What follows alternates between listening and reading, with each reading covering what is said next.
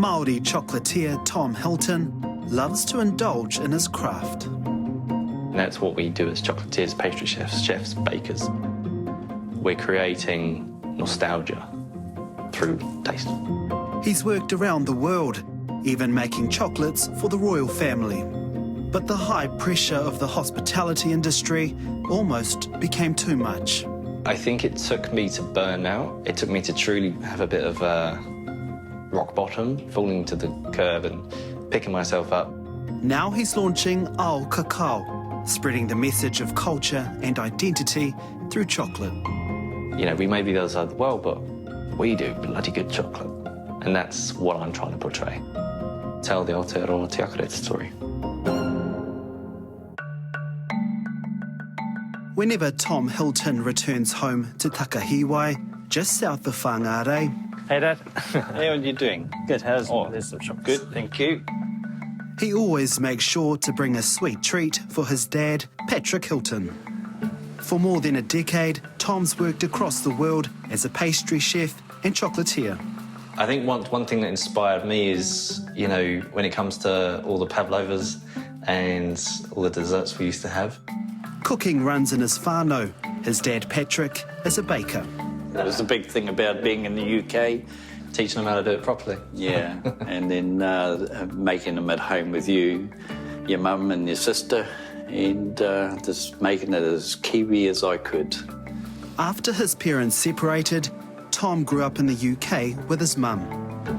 But the Ngāti Whātua, Ngāpuhi and Whakatohea Uri always wanted to reconnect to his whānau in Aotearoa. I was going through a bit of an identity crisis. You know, I didn't know which side I kind of felt belonging to. There was some of the things that used to upset me a wee bit with living away in the UK was you kids. I wanted you to bring you home so you could run wild like we all did. So at 16, he moved back to Takahiwai to live with his dad, a tiny community famous for its rugby league club.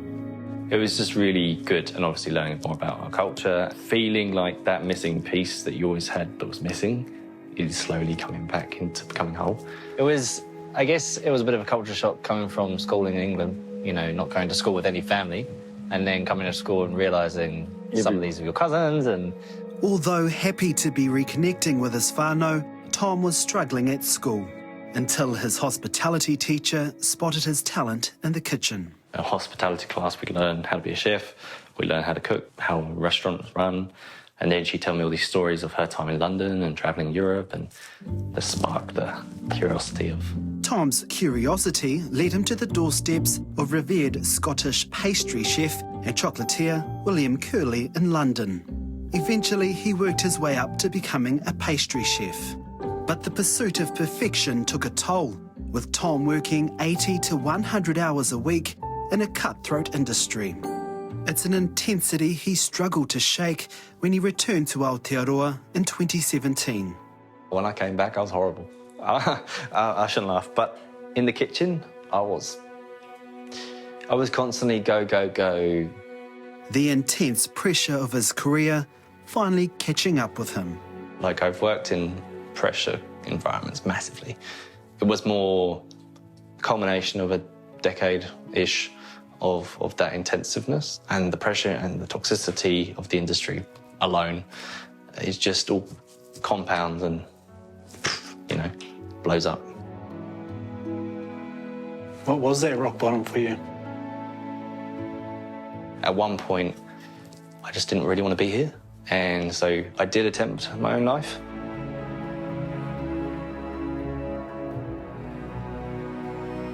Tom slowly found his way out of that dark place through the help of a life coach. He wasn't sure if he'd ever return to the kitchen, but making chocolate became an important step in his recovery.